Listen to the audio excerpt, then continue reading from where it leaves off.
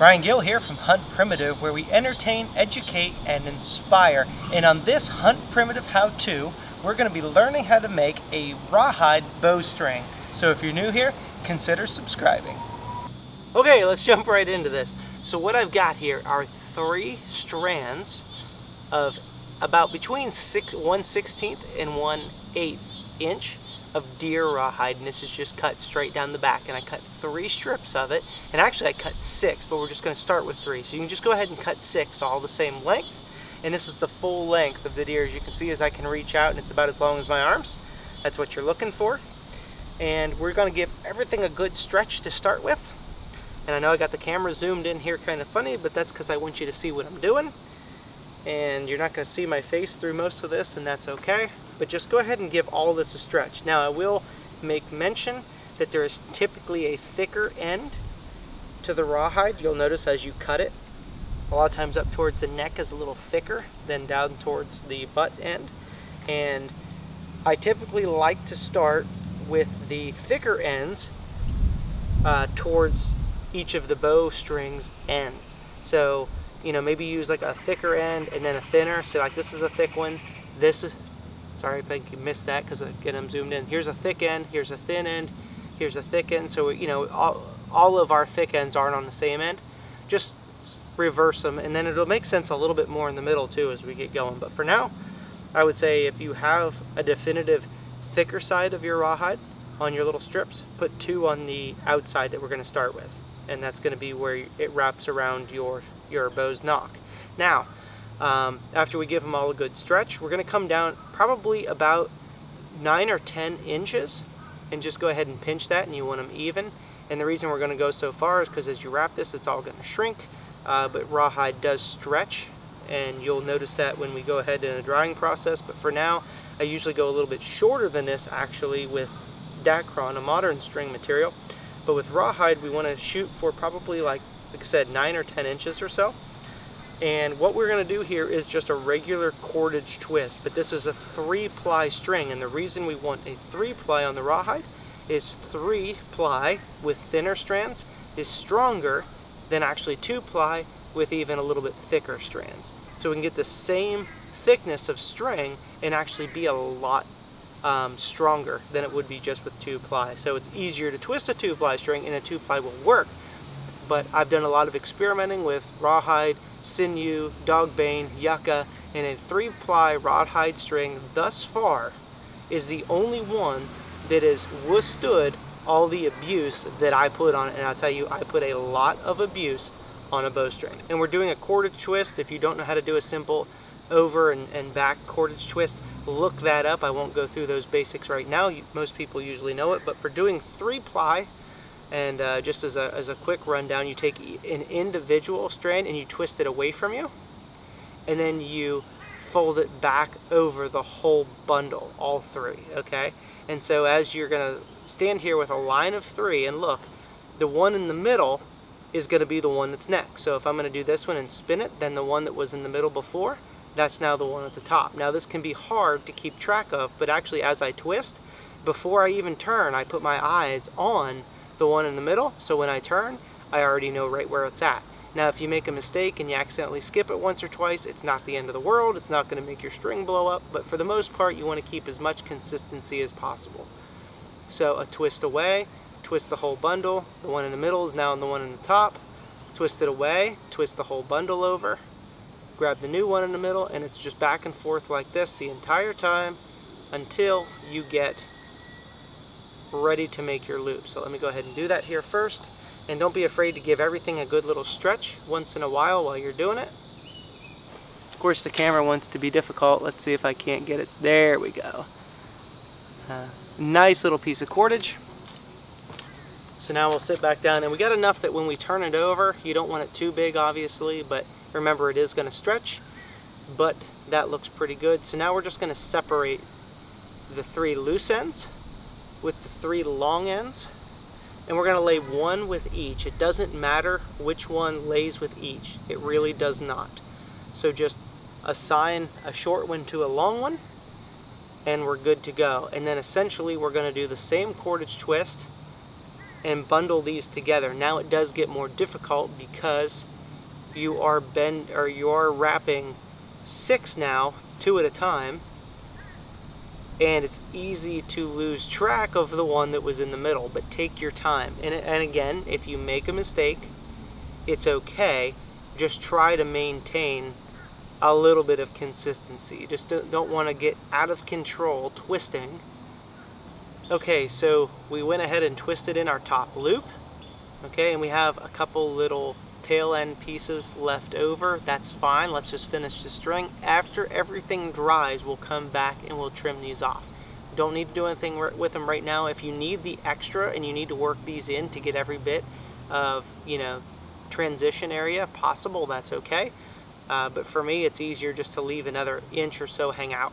So now we're back to 3, and we're just going to omit those other 3 little tails, and we're just going to continue on with the same process. So we're just cordage wrapping. Keep your eye on the center one, and twist away, and the whole thing back over you.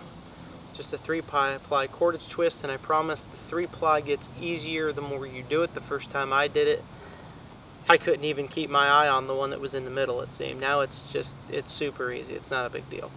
And just a little reminder as you go, try to keep a little bit of stress on this, and don't be afraid to every once in a while stop and give it a good pull and stretch it out. And if everything starts loosening up, then you know you're not tightening it enough. But the tighter you pull it, the tighter everything should lock together, because we're going to hang this with a lot of weight on it while it dries down. And the reason that I do cordage twist the entire way is I honestly believe that this makes a stronger string and is less likely to stretch on you as it gets wet or humid, as opposed to if you just took these 3 and spun them together like I've seen people do. They take this and they spin them together, and it makes, oh yeah, I made a cord. That cord and this cord are 2 totally different things. Okay, and I've noticed with this, the way that I actually cord twist rawhide, which people think is unnecessary, I can hunt in 98% humidity and actually get it wet on dew on the grass. And this string so far for me has not actually stretched, which is a common problem with rawhide strings. But of course we are going to pre-stretch it, and I'm sure if you got it soaked it would stretch. But this is why I do this the way that I do, and I know it may be different than some books or some people have taught you, but I am all about learning things for myself and trying things out. I typically do not regurgitate information that somebody else wrote. So you may try it this way and you may like it. You may try it this way and you may not like it, but this is how it's worked for me. And if you watch that video that I put down in the link, you can see me with a string just like this in action on a pretty stout bow, and I go and shoot a pig with it. So be sure to check out that link in the description or down in the show notes, and you can go watch that video when you're done watching me make this string.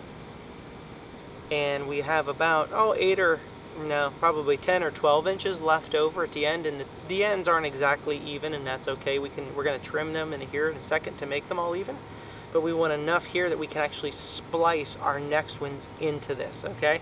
So just go ahead and give this a good stretch. Right now it's only 2.5, 3 feet long, really, where we've wrapped. So it's not long enough for a bowstring yet. That's why we need to splice in the rest. Now, you could cut big circles out of a whole deer hide to get one solid string, but I am not interested in using an entire deer hide just to make a bowstring. I want to take strips and then I can splice, and we're going to show you how to splice these so you're not big and mounded up with a great big thick piece of rawhide in the middle, because when this dries and it stretches, it's going to be just about perfect to put the knock of the arrow on as it is. So let's move on to the next step, and we'll teach you how to splice all this together and it not look all built up and gaudy. Alright, we've got our 3 fresh strands here, and here's the one we've already been working on. Just pile this one up in your lap. Go ahead and pull them right down to where they Got my scissors stuck together. Now you could use your primitive Fiskars scissors, like I am, or you could use an even more primitive,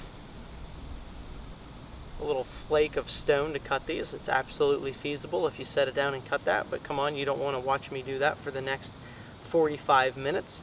So we're just going to use scissors, because let's be honest, that's what you're going to use too. Now, we're going to take these individuals, making sure we don't completely unravel everything, and we're actually going to wedge cut these. So we're going to start right at the very tip, and the idea is we're going to make these to be tapered ends. So we're going to not completely split down the center, although we kind of are. We're just going to start it like making a sharp tip, if you will, with it, and then we are going to kind of run center for quite a while, and we're just going to very gently taper these for about the next 8 or 10 inches or whatever we need to. So we're going to do each one of these, and then after we get done tapering all of these ones, and again, if you aligned it with, you have the 2 thick ends and 1 thin end on the other side, you should have 2 thin ends and 1 thick end, so that'll help you. So then when you marry these new ones to the string you're already working on, find your thin end. I got a thin end here, that's a thick end, this is a thin end. Okay, so I got 2 thin ends and a thick end. These are the ones that I want to go ahead and do the same thing. So I'm going to taper these with my scissors, but only up about 8 inches.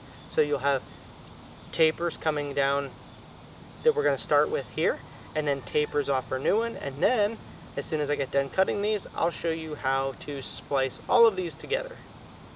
Use your head about it. You can find I wouldn't put the 2 thick ends together just because you don't have to. At least split it with one of the thick ends with one of the thin ends. And you're just going to lay them all the way up in here, and if there's a little extra like pigtail hanging over, again, that's not going to hurt. We can always cut that off later. But this is a little bit nerve-wracking because now you're trying to keep a hold of, again, six strands, and it is going to be a little bit more built up than it was before, but that's normal, that's to be expected. As you stretch it, it won't look as bad as you think, okay? And it is a primitive bowstring, and with primitive archery, there is always an element of improvisation. So if it doesn't fit your nocks perfectly well, you can either make a new string or you can widen your nocks a little bit. But anyway, make sure you have one long one and one short one, and all we're doing is splicing these together the same way we spliced it when we turned over the loop that we made at the top end of the string. And once we get down just a little ways, we can go ahead and give it another good tug. If you end up pulling this out while it's wet, and you can pull it hard, I mean, I don't think you're going to be able to pull it out. If you did your job, that should lock in tight, and you should not be able to. It ought to rip the skin off your hands before you're able to pull that apart. That's the idea. If you can pull this apart, you did not wrap it tight enough, okay? So I don't know how well you can see that. I know the camera sometimes wants to argue with focus.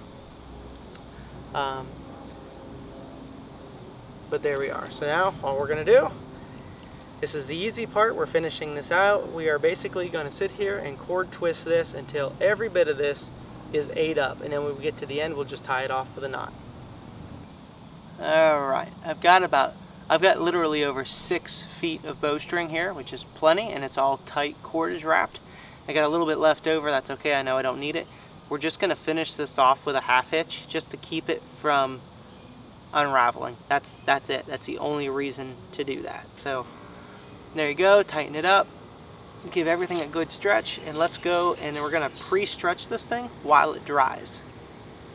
Okay, this is not one of the more exciting points of it, but I have a hook on my back porch, a very sturdy hook, and I put the loop end over that, and I basically hang about 60 pounds of weight, and it's free hanging there, as you can see, from the bottom of that string. And we're going to completely stretch it out as much as we can, and you'll notice as we stretch it, it gets obviously thinner, and then as it dries, it'll actually get a little bit thinner yet. But we're going to leave it here for like a solid day and let it get completely dry. Alright, we've got our bowstring here. It's rigid, you'll see how it is because it dries hard. That's fine, it'll soften up later if we need it to, and here's the end of it. And once you figure out how long you need the string to be to fit the bow, then what we'll do is we'll tie a bowyer's knot. So here's our loose end. So we're going to make an overhand loop, just like that. So the side's over top. Then take our end and come up through the bottom, around, and then back through that same loop. And then as you pull all this down and tight, there's your bowyer's knot that goes on the bottom nock of your bowstring. And this is a good one to use because it won't cinch down any tighter than this, and you can easily untie it by, even after it's cinched tight, by working it out backwards just like that. Alright, go back and watch it again and slow it down if you need to see it again, but there you have it, a finished 3-ply rawhide bowstring.